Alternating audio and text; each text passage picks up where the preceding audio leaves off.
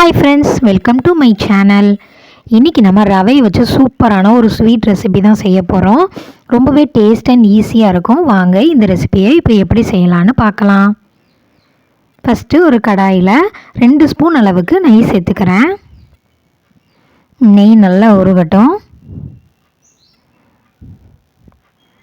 பாருங்கள், இப்போ நெய் நல்லா காஞ்சிட்டு சின்ன சின்னதாக கட் பண்ணி வச்சுருக்கிற முந்திரியை சேர்த்துக்கலாம்.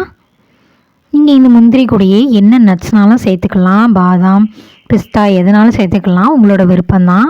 இப்போ நெய்யில் நல்லா முந்திரியை வறுத்தாச்சு. நம்ம ஒரு பிளேட்டுக்கு மாற்றிடலாம்.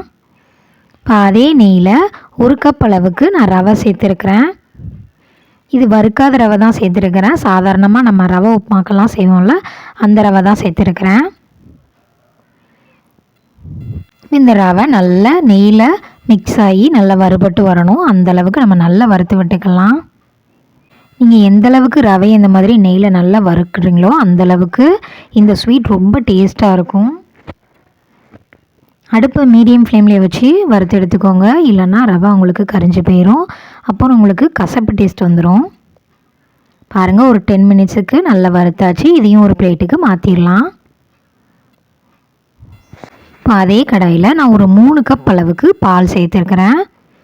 1 கப் அளவு ரவைக்கு நான் 3 கப் அளவு பால் சேர்த்துருக்கிறேன். இதுதான் சரியான அளவாக இருக்கும். பாருங்கள், பால் நல்லா கொதிச்சுட்டு இந்த மாதிரி நல்லா பொங்கி வரணும் பால். இந்த டைமில் நீங்கள் ஏலக்காய் பவுட்ரு சேர்க்குறதா இருந்தாலும் சேர்த்துக்கலாம். அடுத்து இந்த பாலில் நம்ம வறுத்து வச்சுருக்கிற ரவையை கொஞ்சம் கொஞ்சமாக சேர்த்துடலாம். பாருங்க, இந்த மாதிரி சேர்த்துக்கோங்க. சேர்த்துட்டு நல்லா கலந்து விட்டுருங்க. கைவிடாமல் கலந்து விடுங்க, இல்லைன்னா உங்களுக்கு ரவை கெட்டிப்பட்டுரும். இந்த மாதிரி நல்லா கலந்து விட்டுக்கிட்டே இருங்க. அடுப்பை லோ ஃப்ளேமில் வச்சுருங்க, இல்லைன்னா உங்களுக்கு பால் சீக்கிரம் சுண்டிடும், ரவை வேகாது. அடுப்பை லோ ஃப்ளேமில் வச்சு இந்த மாதிரி கிளறி கொடுக்கும்போது உங்களுக்கு ரவை நல்லா சாஃப்டாக சூப்பராக வெந்து வரும்.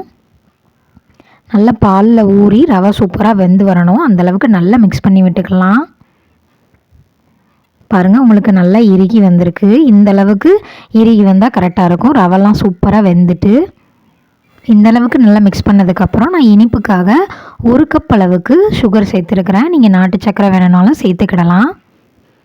சுகர் சேர்த்துட்டு நல்லா கலந்து விட்டுருங்க. நல்லா கெட்டிப்படாமல் கலந்து விடுங்க.